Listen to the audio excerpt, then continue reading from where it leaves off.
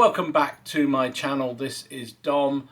I think it's fair to say that I'm getting a little excited and thoroughly enjoying Baron Wars version 2. So yeah, me and my club mates have been thoroughly enjoying playing the new version of Baron Wars. Even though we don't tend to do an awful lot of skirmish games. Now, you could argue this isn't really a proper skirmish game. This is more of a small-scale battle game. I know Martin Seventh Son has told me many times that actually this probably reflects more of the medieval conflict than any other rule set, because it tended to be small groups of troops, not massive armies. There weren't many massive armies. But one of the things I love particularly with these rules is the creation of your force. So within these rules, there's a very comprehensive retinue selection area within the book. So you can build your force, your retinue, to reflect how you like to play the game, or potentially to build a personality or a force that reflects how you view the period. You could go all in with a Robin Hood style, loads and loads of archers and lightly armoured men to support it. Or you could go in for a full-on Templar Knight formation of troops, all in heavy armour and veterans to the core. That's what's fun about this. And as somebody who has always loved building army lists, I think this is fun. I really like this. But for me, one of the things I like about this is not necessarily just building the super list, but looking at building a sort of authentic army list. So that's what I thought I'd do for this video, is show you how I went about building a specific force, how I had it in mind, how I used online tool called New Recruit to build out an army list that kind of worked with the storyline, with the storyline I was looking to develop. What I went with, just in one of the causes of the Baron Wars and the upheaval against King John, was the English failure in the Angevin Wars in France. A lot of English territory in France was lost as a result of the Angevin Wars, and a lot of the barons who lost out, who lost lots of land and therefore wealth, funny enough, ended up on the rebel side against John. So I thought, well, much like 100 Years' War, at the end of 100 Years' War, there were a lot of veteran formations that came back from the war and went off to fight as mercenaries around the world, actually, around Europe. Then there must have been a similar thing with the Angevin War. There must have been veterans that came back to England having no longer being in work. You didn't get paid much, if anything, in those days, and what you got was through plunder and conquest and ransom and all that kind of stuff. So you would have had a lot of hard-bitten old soldiers coming back to England looking for an occupation. So I thought, how about putting together a list, a retinue that's based around the concept of hard-bitten veterans of the Angevin War returning to England. They could be fighting on the rebel side because they're not very happy about losing their employment, and therefore they're particularly anti-King John, or they could be they could be just a group of mercenaries that are available to hire for the highest bidder. And King John had quite a lot of gold, even though that was one of the reasons why Magna Carta came about, was to limit the amount of gold he could get. Anyway, so therefore I thought, let me take you through how I do it, and might give you some ideas and some concepts that you might want to follow through if you want to build a sort of a themed army for Baron Wars. Let's have a look. So, as I mentioned, the concept behind this force is some veterans that returned from the Angevin wars against France. They're going to be hard men who've seen a lot, got a lot of experience, and been hired to the highest bidder for the Baron Wars. So I've gone into this really nice force building software platform called New Recruit. I'll put a link down below. It's a completely free piece of software. You can donate to them just to sort of say thank you if you wish. But they've got a number of different games that are available through this. You may have to add Baron Wars to it, but it's there. So it's one of the many options here. I can click on here and I'm going to create a list. Basically, it's creating a list. You can see it's the Baron Wars 2nd edition. List name, let's do, what should we do? Angevin veterans. There you go, that'll do nicely. You can set your points total. I've got 750, but you can up it or down it depending on what you want. I'm doing 750, so we will leave it there. And then you create your list. Now, the list here is pre-populated with all the different troop types that you can have in the Baron Wars. As we have at the moment, you've got bowmen, crossbowmen, knights, levy, marksmen, sergeants, militant monks, mounted sergeants, mounted knights, regular sergeants, spearmen, and then you've got the different lords. You've got the tier 2 lords and the tier 3 lords. So you need to start, well, you can start any way you like, but I'm going to start with my lords. Now, I'm thinking that for this, because they are veterans of the war, they're probably not going to be many knights involved. They are largely the sergeants and regular soldiers who've slogged their way through France, been ultimately unsuccessful in the wars.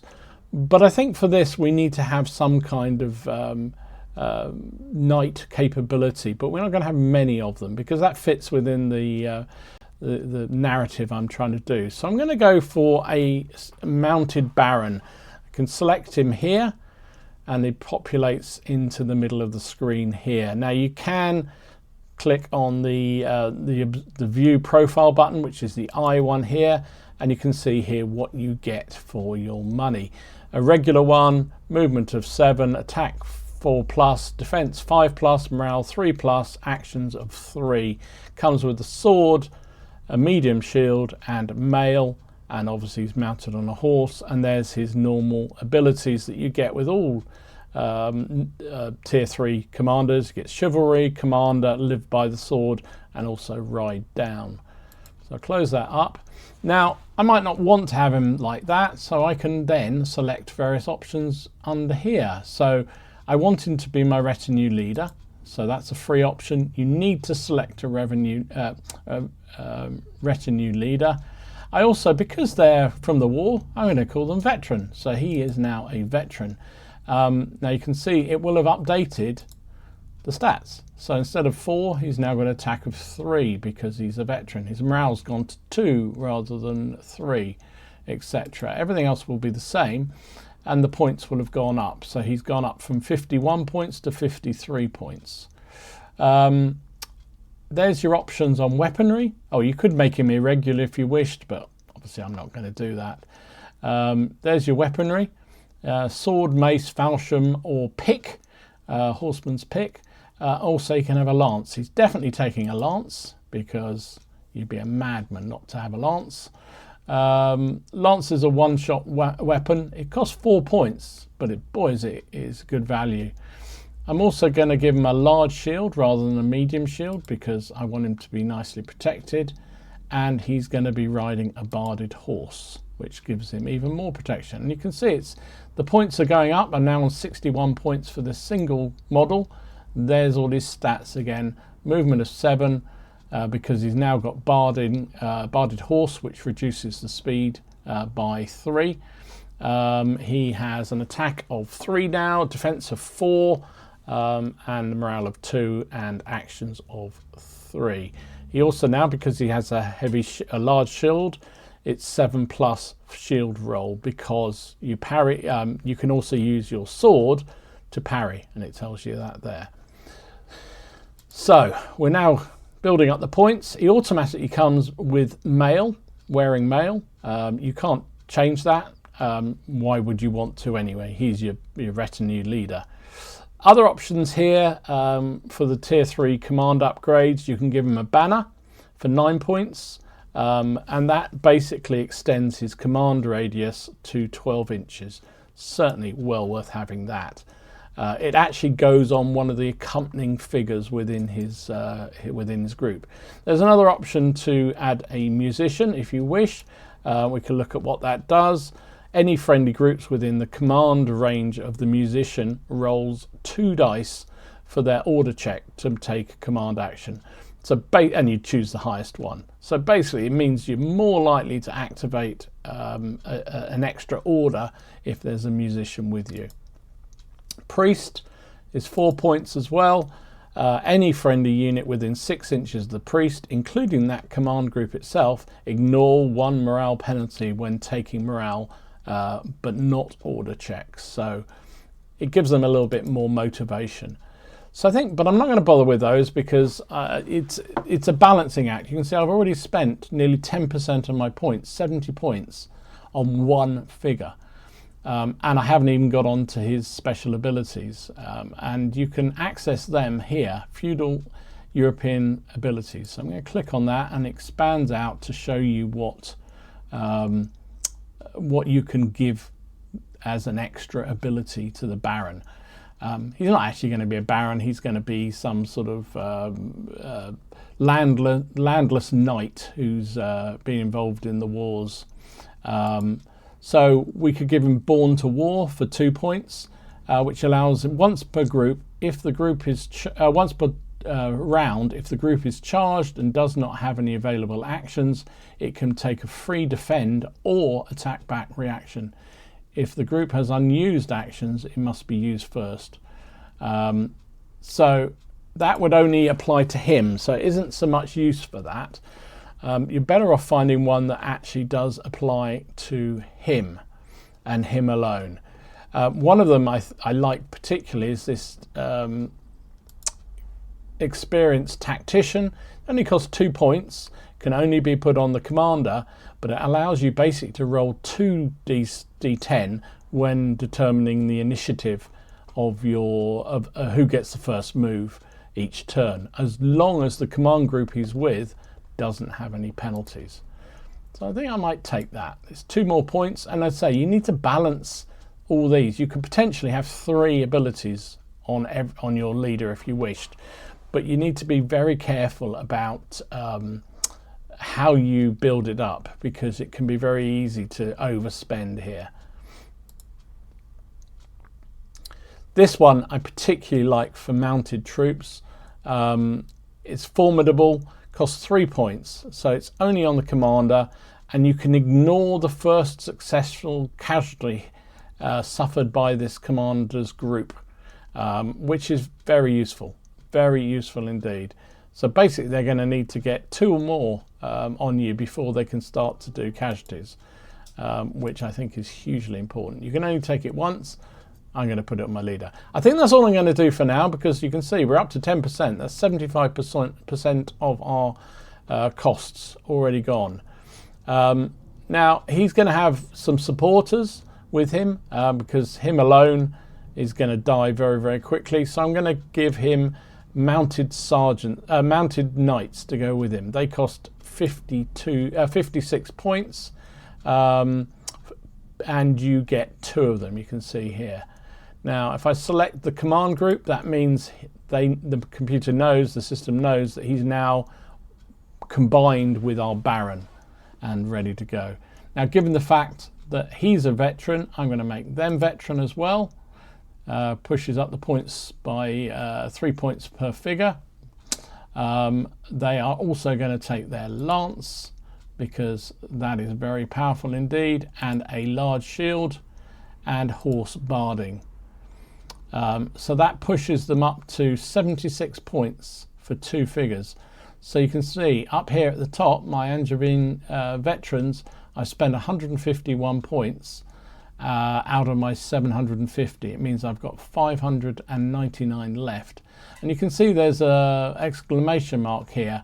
And if I hover over that or even click on it, it says roster requires 75 points more of green troops. And that's because there's a minimum of 10% you have to have in your force that's green.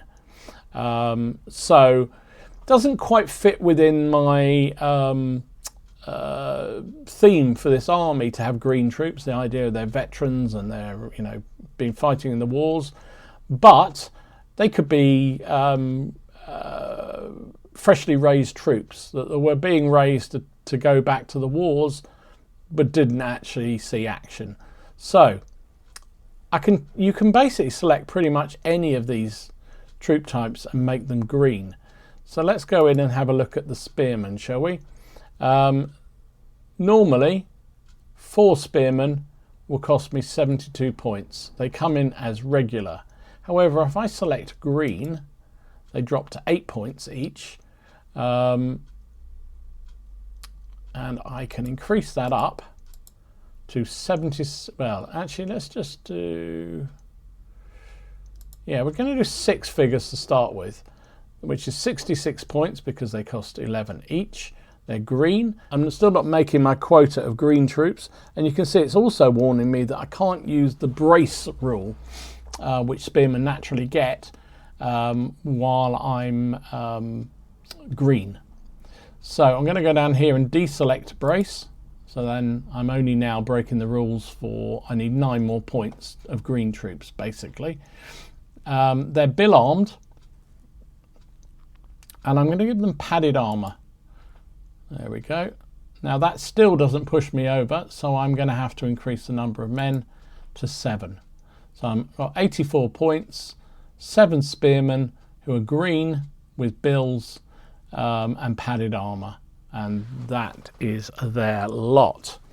So I've now met my minimum requirement. I've got my Baron and his command group, and you can see I've spent 235 points of the 750 I've got to work from. So next up I'm going to get some bowmen. Everyone needs bowmen in their army. I'm going to select that option there. Gives me 4 bowmen at 16 points each for 64 points. They come as regulars.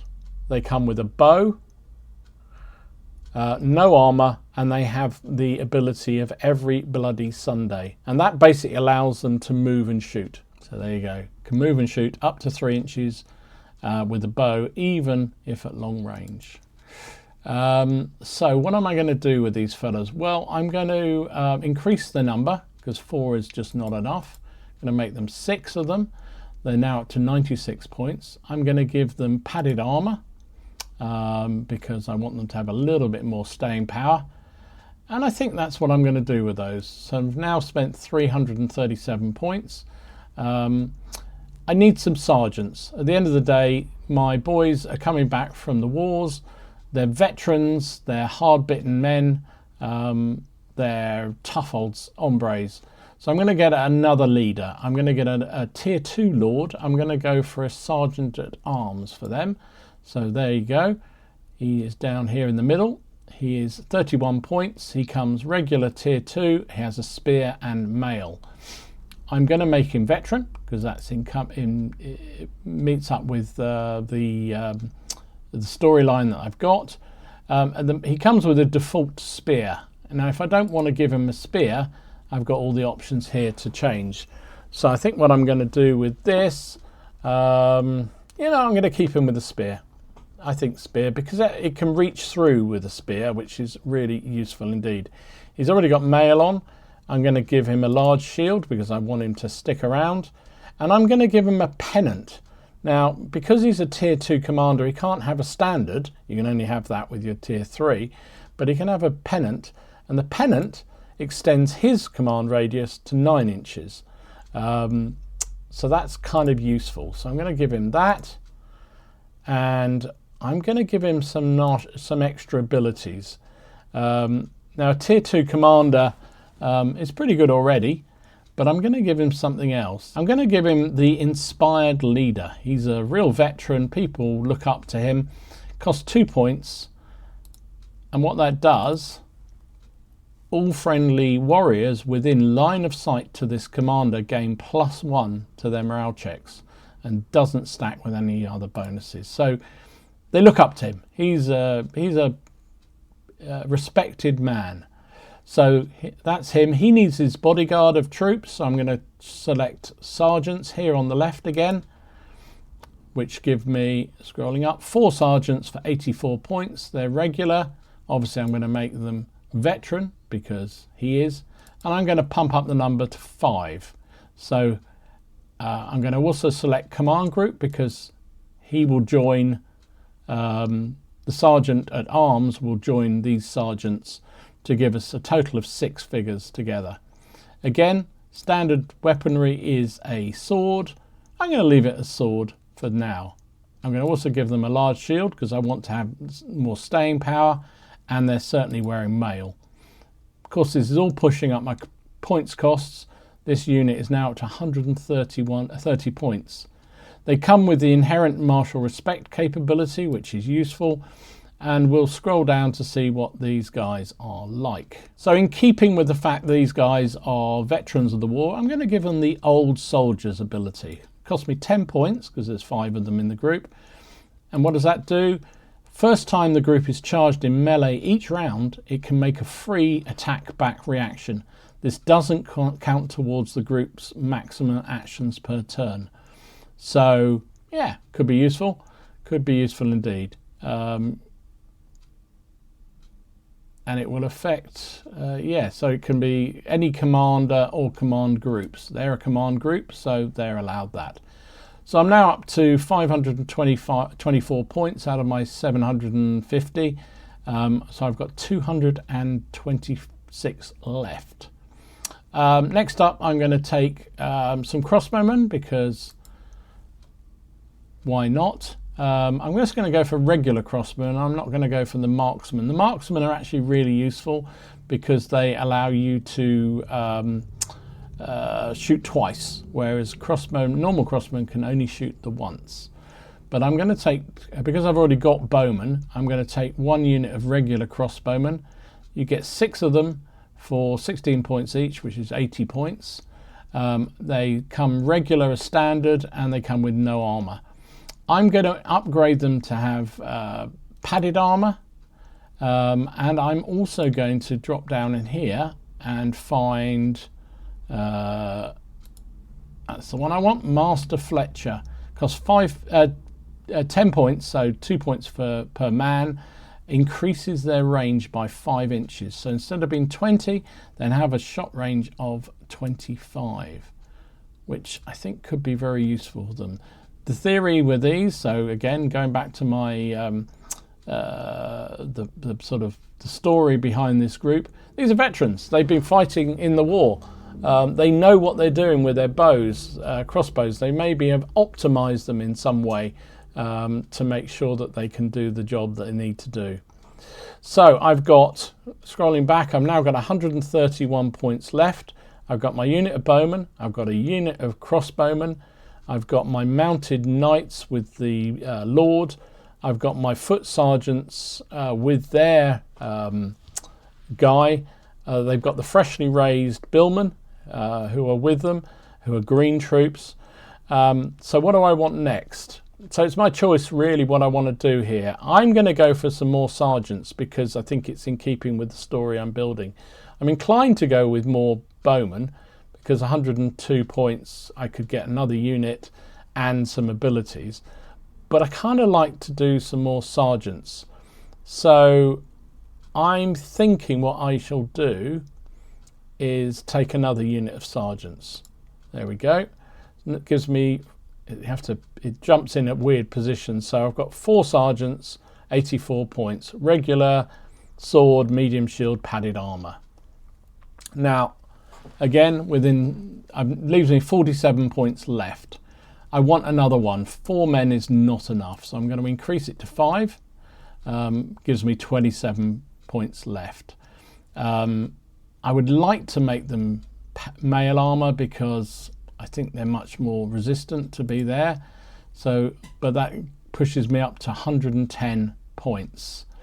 I'm going to leave them with medium shields for now, and I'm going to leave them as regular, but I might change their weapons. I'm going to give these guys falchions. Falchions are useful against padded and unarmored troops. So these are my guys I'm going to try and get onto any enemy green troops that are out there. So we'll choose that. It's the same points cost, so it doesn't change our costs. We've still got 21 points left over. I'm going to drop down to the abilities again. And I think what I'm going to take with them is I'm going to give them the Born for War option, because these are troops that have been fighting probably for a few months or years on the continent. So if I select that, it costs me 10 points, but it does mean that once per round, if they're charged and doesn't have an available action, it can take a free defend or attack back. However, if you've got an unused action, it must use that first. So that seems fair. That leaves me 11 points left. Now then, what can I use that for? I could upgrade them all to large shield. That would cost me 1 point each. Could I afford another man? I couldn't afford another man because they're 22 points each. However, I could make them veteran, I think. No, I've gone 4 over. So there's your balancing act. Do I use the Born for War and keep them as not keep them as veteran but make them regular? Do I look at spending the points elsewhere? I think given my story, I'm going to put them to veteran, and I'm going to take away the Born for War. Leaves me 6 points left. I think that sort of works reasonably well with the story. I would like to increase the number of men, but I don't think I can. So what can I spend the 6 points on? I could make them brave. You get +1 on all morale checks. I can make them bulwark. When an enemy group targets this group for a combat action, it may choose to gain 1 defense dice for the duration of that round. It cannot, if so, it cannot use a combat action to charge or make a ranged attack for the remainder of that round and the next round. It can use reactions including attack back or shoot back. So I think that's quite a nice one. Again, that fits within the story. They have the ability, they know what they're doing. They can be prepared for when the shit hits the fan, so to speak. So it leaves me 1 point left. Now the only thing I can spend 1 point on is potentially an upgrade to either of my lords. My Master Sergeant, he hasn't got anything yet, has he? No. Oh, he's got Inspired Leader. So I've got 1 point. I could give him, what can I give him? He's got Cruelty as 1 for him. When the commander makes melee attacks, any enemy warriors in base contact must re-roll successful defense dice. Now, Cruelty isn't necessarily what I would see that is. Maybe just as a veteran, he knows how to get the sword through the opposition defences. So I'm going to take that and take Cruelty. And there we are. I've now used my 750 points up complete. My Angevin veterans are done, and I have my army. So what does it look like? Well, I can go to the export option here. If I select pretty, creates the army list for you. So you can see here what I've got. I've got my 6 bowmen in padded armour. I've got my 5 crossbowmen with the Master Fletcher ability. I've got my 2 mounted knights who are part of a command group. They're veteran, what they're equipped with. My 5 sergeants, the old soldier with the command group. And my other sergeants, my green spearmen, my Sergeant at Arms and my Mounted Baron. And then it also gives you all the different troop categories you've got. So what they're like, what their upgrades are like. And what's nice about this, it does actually automatically upgrade your stats. So if you look at this, let's go to the crossbowmen, they don't only have, they're just regular crossbowmen with an ability of 6 to shoot and defense of 7 because they're wearing padded armor. But the other troops have upgraded it automatically. So here you go, the sergeants, because they're better troops, they're veterans, they've got an attack of 4 and a defense of 5 because they're wearing mail. So it automatically populates that within this chart. And you can see also you've got the abilities listed out and their inherent abilities also listed out, which is pretty cool. And you can print that out so that you've got your army list ready to go. I would suggest if you do, you cut each of these off separately so you've got them to place near your troops, because otherwise you end up shuffling through them. There's our Baron, gives you all his abilities, everything you possibly need. And there you go. That is my Angevin army list. And so here we are with my Angevin veterans. There's the army list that I printed out with all the breakdowns of the troop types. Here's the figures themselves. So we've got our mounted lord here with a lance and horse barding, large shield, mail armour. You've got his standard bearer with him here, and you've got another knight with him. So that's our core knights for this force. They are accompanied by 6 bowmen here. He's in padded armour, like so.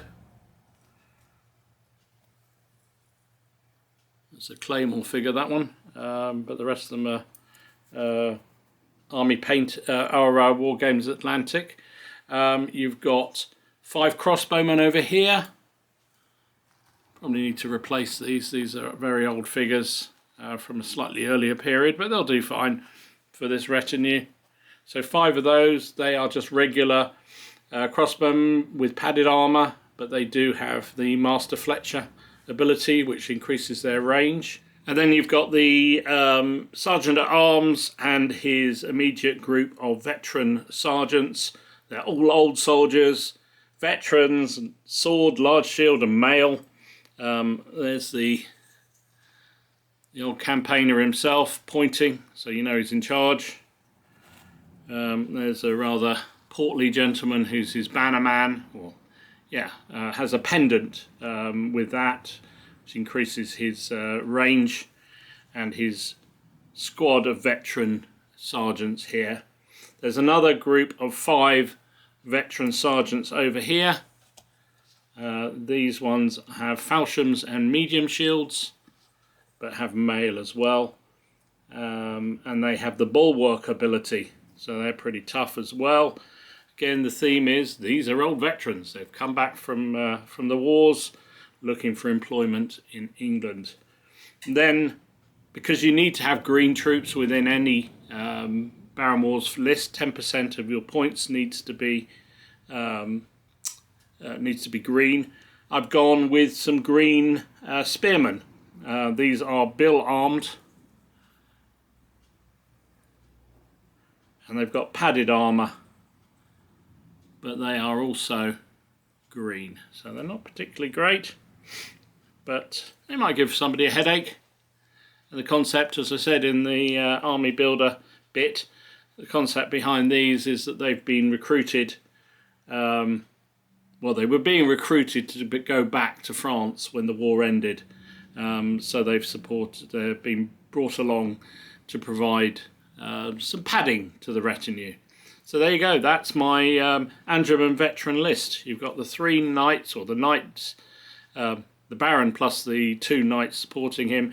You've got the crossbowmen, longbowmen, you've got 2 units of sergeants, one being a sergeant at arms, and then your green Billman.